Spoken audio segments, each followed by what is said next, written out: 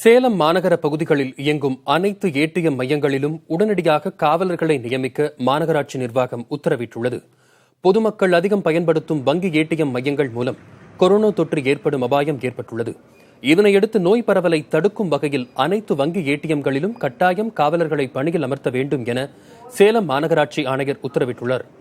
பணியமர்த்தப்படும் காவலர்கள் முகக்கவசம் அணிந்து ஏடிஎம் மையங்களுக்கு வரக்கூடிய பொதுமக்களுக்கு கிருமிநாசினி வழங்கி கைகளை தூய்மைப்படுத்திய பிறகே பணம் எடுக்க அனுமதிக்க வேண்டும் என கேட்டுக் கொள்ளப்பட்டுள்ளது. காவலர்கள் நியமிக்கப்படாத ஏடிஎம் மையங்களை மூட வங்கிகள் நடவடிக்கை எடுக்க வேண்டும் எனவும் மாநகராட்சி சார்பில் கேட்டுக் கொள்ளப்பட்டுள்ளது.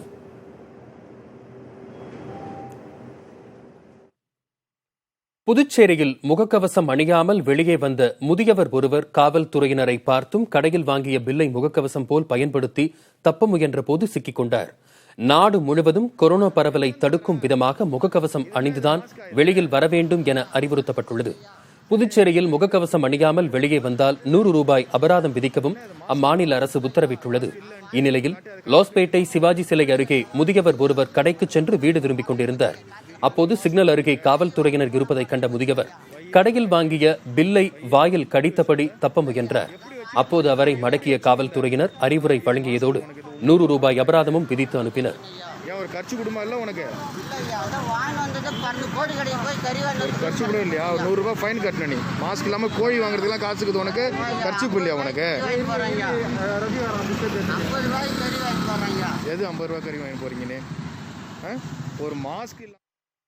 கோவையில் சாராயம் காய்ச்சியது தொடர்பாக கைது செய்யப்பட்ட நபரை காவல்துறையினர் ரப்பர் தடியால் அடிக்கும் காட்சி தற்போது வெளியாகியுள்ளது. கருமத்தம்பட்டி அருகே உள்ள வாகராயம்பாளையம் பகுதியில் காவல்துறையினர் ரோந்து பணியில் ஈடுபட்டனர். அப்போது அப்பகுதியில் இருந்த 4 பேர் திடீரென காவல்துறையினரை கண்டு ஓடியுள்ளனர்.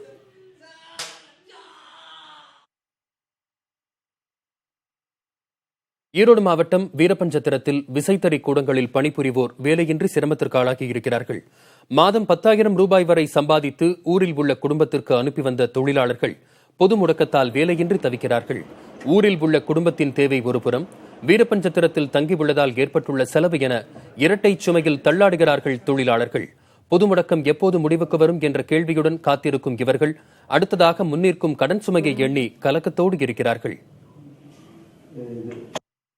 சென்னை அடையாரைச் சேர்ந்த காய்கறி வியாபாரிக்கு கொரோனா தொற்று உறுதி செய்யப்பட்டுள்ளது. இவர் திருவான்மியூர் சந்தையில் காய்கறி வியாபாரம் செய்து வந்தவர்.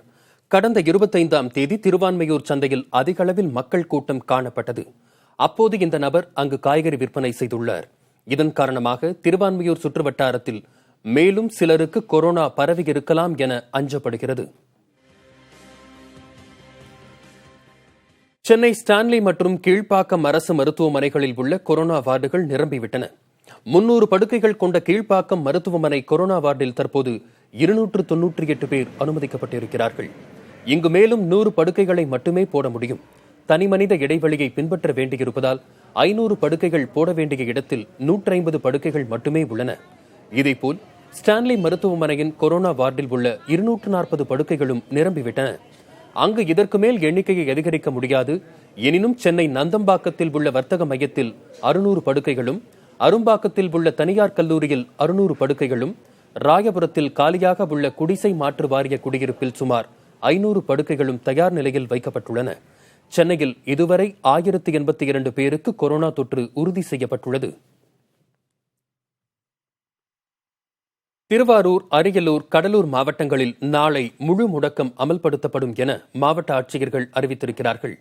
கொரோனா முன்னெச்சரிக்கை நடவடிக்கையாக தமிழகம் முழுவதும் பொது முடக்கம் அமல்படுத்தப்பட்டிருந்தாலும் காலை 6 மணி முதல் பிற்பகல் 1 மணி வரை மட்டுமே அத்தியாவசிய பொருட்கள் விற்பனை செய்யும் கடைகளுக்கு அனுமதி அளிக்கப்பட்டுள்ளது. இந்நிலையில் ஞாயிற்றுக்கிழமைகளில் பலர் அதிக அளவில் வெளியே வருவதால் தனிநபர் இடைவெளி என்பது கேள்விக்குறியானது. இதனையடுத்து நாளை முழு முடக்கம் கடைபிடிக்கப்படும் என கடலூர், திருவாரூர், அரியலூர் மாவட்ட ஆட்சியர்கள் அறிவித்திருக்கிறார்கள். எனினும் மருத்துவமனைகள், மருந்தகங்கள் மட்டும் செயல்படும் என்றும் அம்மா உணவகங்கள் திறந்திருக்கும் என்றும் அறிவிக்கப்பட்டுள்ளது. தென்காசி மாவட்டத்தில் உள்ள நகராட்சிகள் மற்றும் பேரூராட்சி பகுதிகளில் மட்டும் முழு முடக்கம் அறிவிக்கப்பட்டுள்ளது. சென்னையின் மொத்த பாதிப்பில் 50% அதிகமான மக்கள் வடசென்னையைச் சேர்ந்த 3 மண்டலங்களில் வசிப்பவர்கள் என்பது தெரியவந்திருக்கிறது. மே 1ஆம் தேதி நிலவரப்படி சென்னையில் மொத்த பாதிப்பு 1082.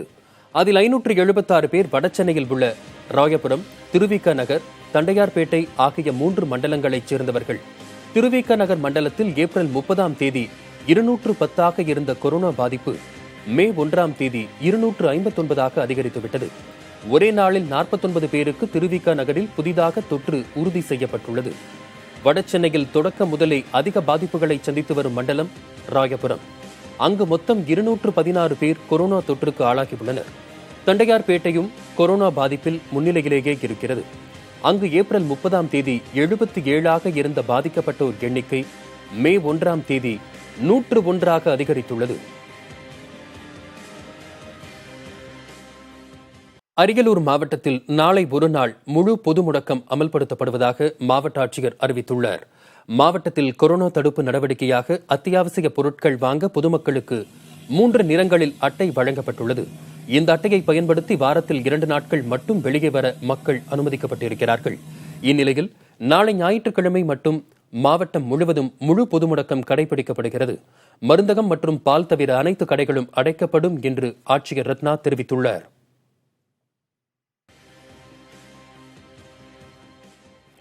சென்னையில் கொரோனா பாதிப்பு அதிகமாகி வருவதால் தென் மாவட்டங்களுக்கு குடும்பத்தோடு செல்வோர் அதிகரித்திருக்கிறார்கள். சென்னையின் நுழைவாயில்களில் ஒன்றான செங்கல்பட்டு பரனூர் சுங்கச்சாவடியில் நேற்று இரவு முதல் அதிகளவிலான வாகன போக்குவரத்தை காண முடிந்தது. வரும் 17ஆம் தேதி வரை பொது முடக்கம் நீட்டிப்பால் திருச்சி, திண்டிவனம் பகுதிகளைச் சேர்ந்தவர்கள் இருசக்கர வாகனங்களில் பயணித்தனர். சென்னையில் தங்கியுள்ள தென் மாவட்டங்களைச் சேர்ந்தவர்கள் குடும்பங்களோடு தங்கள் ஊருக்கு பயணப்பட்டனர். ஆனால் பரனூர் சுங்கச்சாவடியில் அனுமதி கடிதம் பெற்றவர்கள் மட்டுமே அனுமதிக்கப்படுவதால் அனுமதி கடிதம் இல்லாத இருசக்கர வாகனங்கள் மற்றும் கார்கள் திருப்பி அனுப்பப்படுகின்றன.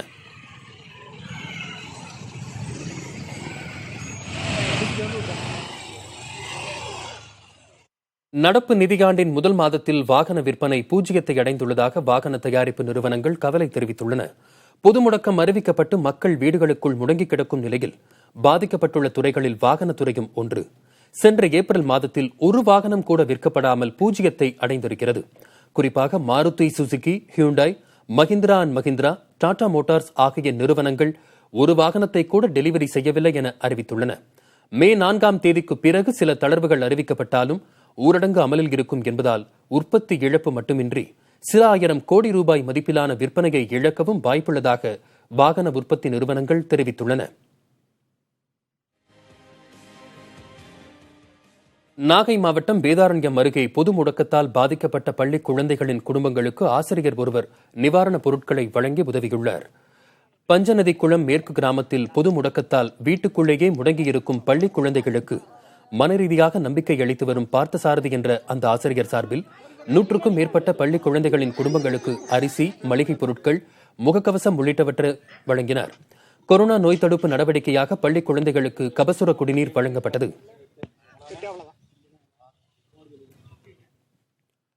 கரூரில் வீட்டு வாடகை கொடுக்க முடியாததால் கட்டட தொழிலாளியை வீட்டை விட்டு வெளியேற்றப்பட்டதாக கூறப்படும் நிலையில் அவர் தனது மனைவி மற்றும் 2 குழந்தைகளோடு சாலையோரத்தில் தங்கியது அதிர்ச்சியை ஏற்படுத்தியுள்ளது. மூக்கனாங்குறிச்சி பகுதியில் வசிக்கும் கட்டிட தொழிலாளியான நாகராஜன் பொது முடக்கத்தால் வேலைக்கு செல்ல முடியாததால் 1.5 மாதங்களுக்கு மேலாக வீட்டு வாடகை கொடுக்க முடியவில்லை என கூறப்படுகிறது. இந்நிலையில் வீட்டை வேறு ஒருவருக்கு வாடகைக்கு விடுவதாக கூறி வீட்டின் உரிமையாளர் நாகராஜின் குடும்பத்தினரை காலி செய்யும்படி தெரிவித்துள்ளார். இதனால் வேறு வழியின்றி நாகராஜ் தனது மனைவி மற்றும் 2 குழந்தைகளோடு வெள்ளியணை செல்லும் சாலையோரத்தில் தங்கியுள்ளனர்.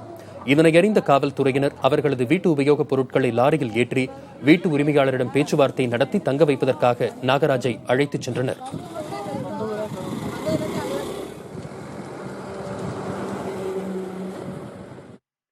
பொது முடக்கத்தால் திண்டுக்கல் மாவட்டம் வேடச்சந்தூர் அருகே பூக்களை பறித்து குப்பையில் போடுவதாக விவசாயிகள் வேதனை தெரிவிக்கிறார்கள். வேடச்சந்தூர் அருகே பாளையம் சுற்றுப்பகுதியில் கோழிக்கொண்டை பூ, செவ்வரளி, செண்டுமல்லி முல்லை ஆகிய பூக்கள் சுமார் 200 ஏக்கரில் சாகுபடி செய்யப்பட்டுள்ளன. இந்நிலையில் பொது முடக்கத்தால் பூக்களை விற்பனைக்கு கொண்டு செல்ல முடியாத நிலை இருப்பதால் மூட்டை மூட்டையாக பூக்களை பறித்து குப்பையில் கொட்டி வருகிறார்கள். தங்களது தோட்டத்தில் தினமும் 300 கிலோ வரை செவ்வரளி மலர்கள் உற்பத்தியாகும் நிலையில் அவற்றை விற்க முடியாததால் பறித்து குப்பையில் கொட்டுவதாக விவசாயி லட்சுமி என்பவர் வேதனை தெரிவிக்கிறார். பொது முடக்கத்தால் பெரும் நஷ்டம் ஏற்பட்டுள்ள தங்களுக்கு அரசு உரிய இழப்பீடு வழங்க வேண்டும் என விவசாயிகள் கோரிக்கை விடுக்கிறார்கள். விழுப்புரம் மாவட்டத்தில் மேலும் 2 கொரோனா பாதிப்பு உறுதி செய்யப்பட்டுள்ளது. விழுப்புரம் மாவட்டத்தில் இதுவரை 51 பேருக்கு கொரோனா பாதிப்பு உறுதி செய்யப்பட்டிருந்த நிலையில் கோயம்பேட்டு காய்கறி சந்தைக்கு சென்று வந்தவர்களுக்கு கொரோனா பாதிப்பு ஏற்படுவதால் விழுப்புரத்தில் இருந்து கோயம்பேடு சென்றவர்களுக்கு மருத்துவ பரிசோதனை செய்யப்பட்டது. அதில் கொனலூர் கிராமத்தைச் சேர்ந்த 2 வியாபாரிகளுக்கு கொரோனா பாதிப்பு உறுதி செய்யப்பட்டுள்ளது. அவர்கள் இருவரும் முண்டியம்பாக்கம் அரசு மருத்துவமனையில் சிகிச்சைக்காக அனுமதிக்கப்பட்டுள்ள நிலையில் கொனலூர் கிராமம் தடை செய்யப்பட்ட பகுதியாக அறிவிக்கப்பட்டு கிருமி நாசினி தெளிக்கும் பணிகள் நடைபெற்று வருகின்றன. சென்னை டிஜிபி அலுவலகத்தில் பணியாளராக பணியாற்றி வந்தவரின் தாயார் கொரோனாவால் பாதிக்கப்பட்டு உயிரிழந்தார்.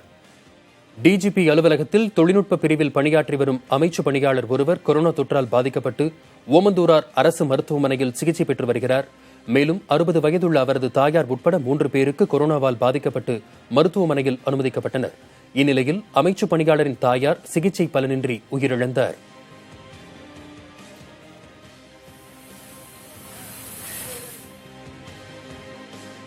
நள்ளிரவில் வாகனமின்றி தவித்த கர்ப்பிணி பெண்ணுக்கு உதவிய காவலர்களுக்கு பாராட்டுகள் குவிந்து வருகின்றன. திருவாரூர் மாவட்டம் மன்னார்குடி நகரத்தில் நேற்று நள்ளிரவில் காவல்துறையினர் ரோந்து பணியில் ஈடுபட்டிருந்தனர். அப்போது மதுக்கூர் சாலையில் நிறைமாத கர்ப்பிணியை அழைத்துக் கொண்டு 3 பெண்கள் நடந்து வந்தனர். பொது முடக்கத்தால் வாகனம் கிடைக்காததால் நடந்தே மருத்துவமனைக்கு சென்ற நிலையில் ரோந்து வாகனத்தில் கர்ப்பிணி உட்பட 3வரையும் அழைத்துச் சென்று தனியார் மருத்துவமனையில் சேர்த்தனர். காவல்துறையினரின் செயல்பாட்டை அப்பகுதி மக்கள் பலரும் பாராட்டினர்.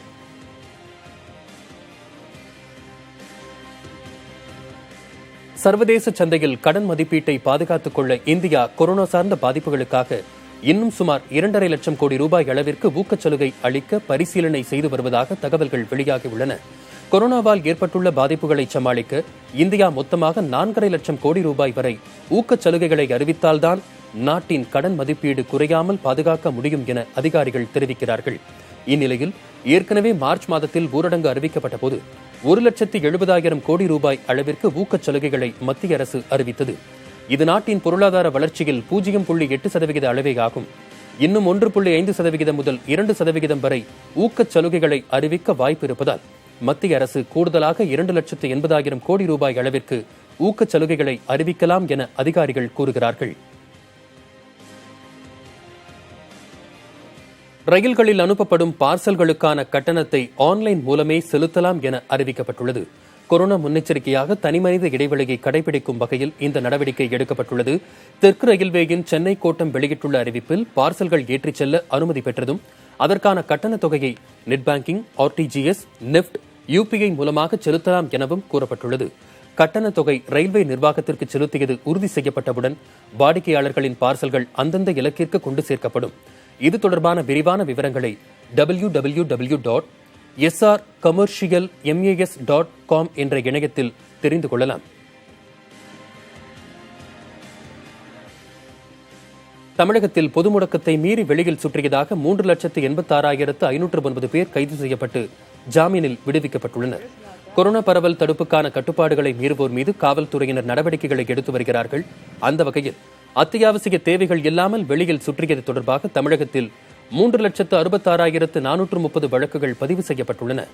3,25,851 வாகனங்கள் பறிமுதல் செய்யப்பட்டிருப்பதாகவும் 3,76,35,719 ரூபாய் அபராதமாக வசூலிக்கப்பட்டிருப்பதாகவும் காவல்துறை தரப்பில் தெரிவிக்கப்பட்டுள்ளது.